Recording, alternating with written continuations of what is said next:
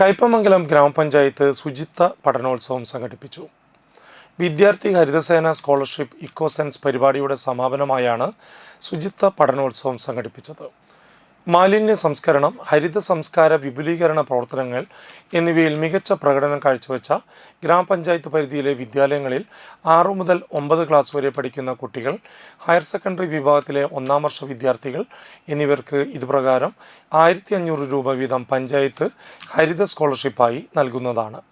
സ്കോളർഷിപ്പിന് അർഹരായ 28 കുട്ടികൾക്കും മികച്ച പ്രകടനം നടത്തിയ വിദ്യാലയങ്ങൾക്കും ചടങ്ങിൽ വെച്ച് ഉപഹാരങ്ങളും സർട്ടിഫിക്കറ്റുകളും പഞ്ചായത്ത് പ്രസിഡന്റ് ബീന സുരേന്ദ്രൻ വിതരണം ചെയ്തു.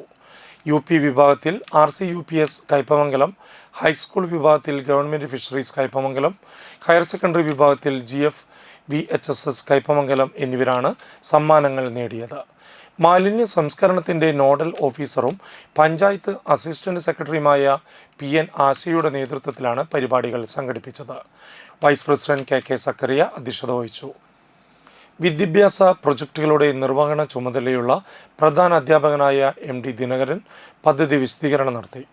സ്റ്റാൻഡിംഗ് കമ്മിറ്റി അംഗങ്ങളായ അൻസമോൾ, സുരേഷ് കൊച്ചുവീട്ടിൽ, പഞ്ചായത്ത് അംഗങ്ങളായ രശ്മി ശ്രീജിത്ത്, സന്ധ്യ രവീന്ദ്രൻ, PM സൈനുദ്ദീൻ, ജിസ്നി ഷാജി, ഷാഹിർ പഴുപ്പറമ്പിൽ, ദമയന്തി ദാസൻ, നസീമ പുതിയവീട്ടിൽ, ജിഷ ഉണ്ണി, സീന ഇസ്മയിൽ എന്നിവർ സംസാരിച്ചു.